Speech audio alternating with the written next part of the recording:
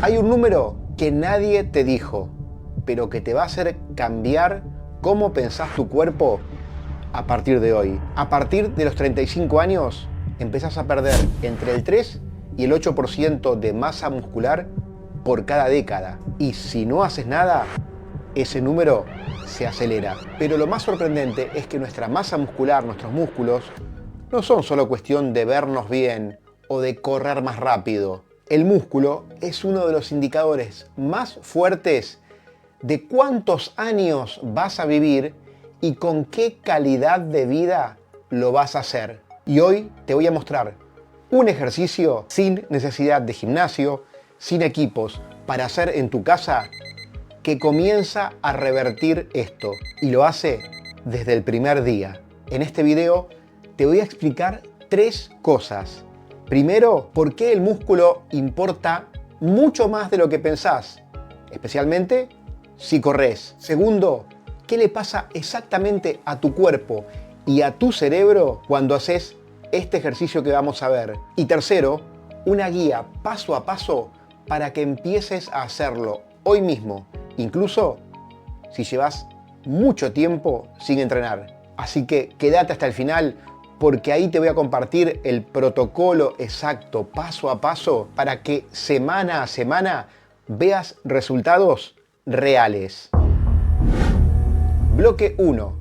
¿Por qué el músculo es el órgano más subestimado de tu cuerpo? Pensemos en esto un segundo. Cuando se habla de longevidad, generalmente se habla de alimentación, de sueño, de estrés. Y todo eso importa, pero hay algo que casi nadie menciona: la masa muscular. Y la verdad es que los estudios son muy claros. Las personas con mayor masa muscular tienen menor riesgo de enfermedad cardiovascular, mejor control del azúcar en sangre, menos inflamación crónica, y esto me parece fascinante, menos riesgos de caídas, la principal causa de muertes traumáticas en mayores de 65 años. Y acá viene algo que te va a cambiar la perspectiva. El músculo no es solo tejido que te mueve, es un órgano metabólico activo. Cuando se contrae, libera señales químicas que impactan directamente sobre tu cerebro, tu sistema inmune y tu metabolismo. O sea, no estamos hablando solamente de ponerse en forma, estamos hablando de una verdadera palanca biológica de primer orden. Bloque 2. ¿Qué tiene de especial la sentadilla y por qué el cerebro está en el medio? Si tienes poco tiempo para hacer ejercicios y vas a hacer uno solo, tiene que ser un ejercicio que involucre a los músculos más grandes de tu cuerpo: los cuádriceps, los glúteos y los aductores. Y los 3 se activan en una sentadilla.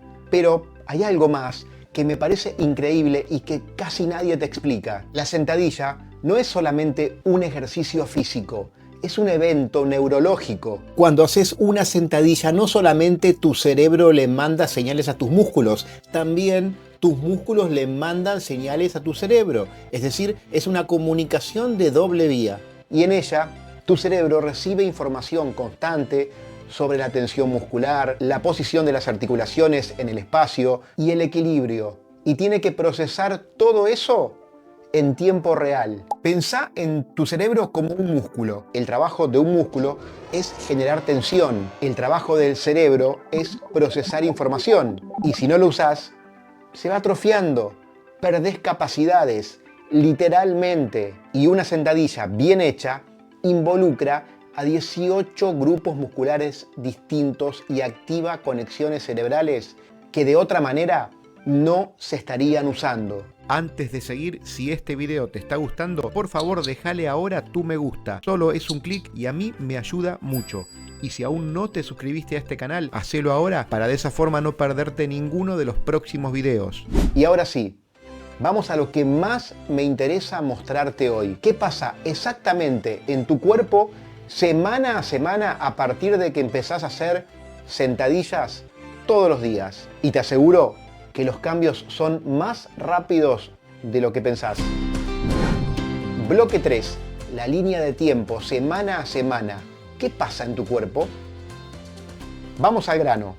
La realidad es que del día 1 al 10 las cosas son mayormente neurológicas, aunque también vas a ver los primeros cambios físicos. Lo que está pasando es que tu sistema nervioso se está afinando y de esa forma las conexiones entre tus músculos y tu cerebro se vuelven más precisas y más rápidas. Y hablamos de cambios físicos, sí, porque también vas a empezar a sentir los primeros beneficios. Mejor circulación sanguínea, articulaciones más activas y mejor control del azúcar en sangre desde el día 1. Y atención a lo que pasa en la semana 2 y 3, porque acá el cuerpo ya empieza a adaptarse para crecer. Es como dejar todo listo en una fábrica antes de empezar a producir. Y en tu organismo se activan las enzimas para la síntesis proteica y se crean nuevas vías metabólicas. Pero en la semana 3 a la 6, ahí empieza el crecimiento real. Tus fibras musculares se engrosan y a esto lo notás, por ejemplo, cuando subís las escaleras. Te va a costar menos. Lo mismo que estar sentado en una silla y pararse sin usar las manos. Va a ser algo mucho más fácil. Pero de la semana 6 a la 12, los cambios ya son mucho más visibles y medibles. Tenés más fuerza, mejor postura y movimientos más fluidos. Y además lográs algo que es muy importante, especialmente para los que corremos: menor riesgo de dolores y lesiones en rodillas y en la zona lumbar, en la espalda baja. Bloque 4. ¿Cómo hacer bien una sentadilla? La técnica paso a paso.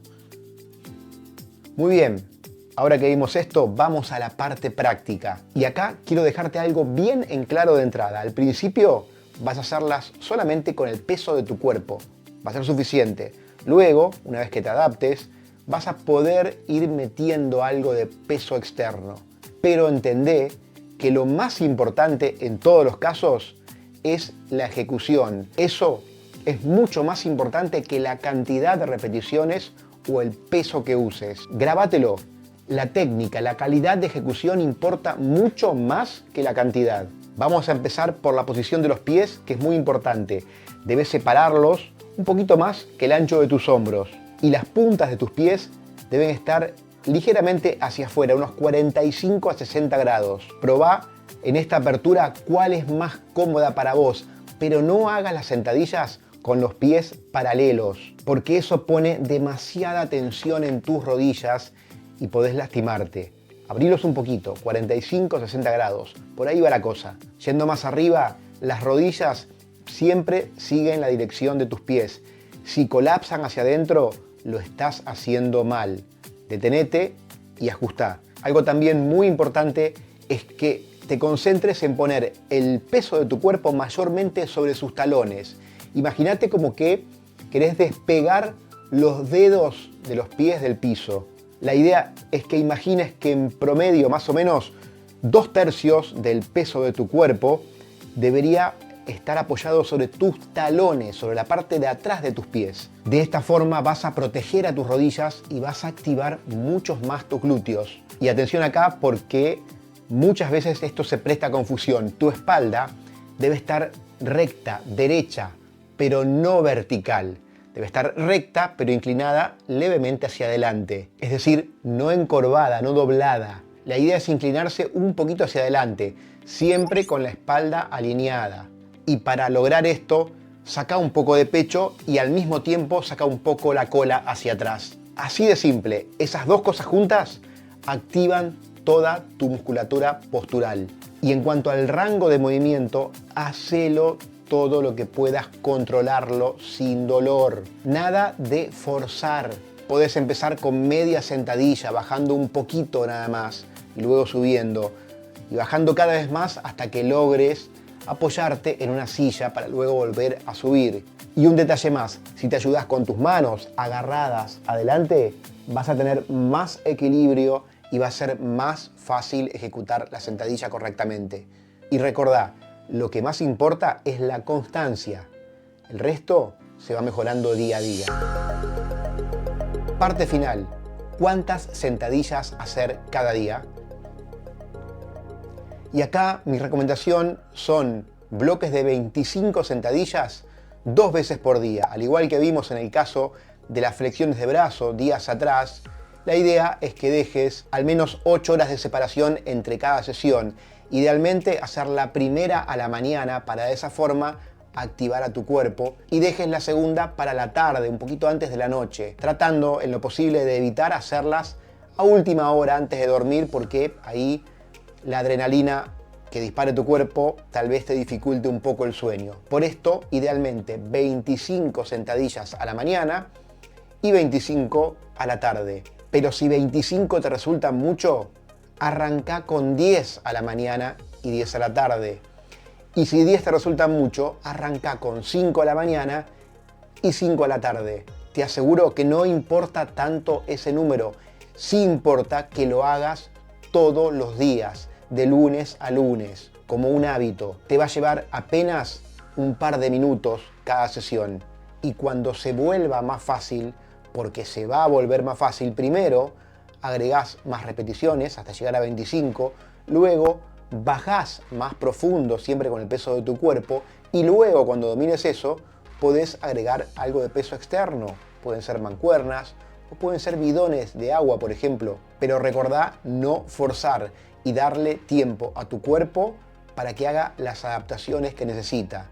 De esta forma lo vas a tomar como un hábito sin sufrimiento, sin dolores y por supuesto sin lesiones. Un hábito que no requiere gimnasio, no requiere ropa especial, no requiere tiempo extra en tu día.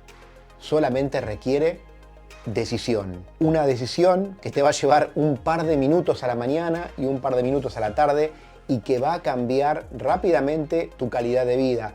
Y si sos corredor, también va a cambiar la forma en que corres. Te hago un desafío, mira, probalo 30 días y después volvés a este video y dejas un comentario aquí debajo. Vas a ver cómo te vas a sorprender con los resultados. ¿Aceptás el desafío? También te pido, deja un comentario acá abajo. Si ese comentario contiene la palabra sentadilla, me voy a poner muy contento porque voy a saber que llegaste hasta acá. Abrazo de finisher para todos y los espero con este desafío, Quiero ver los resultados de cada uno.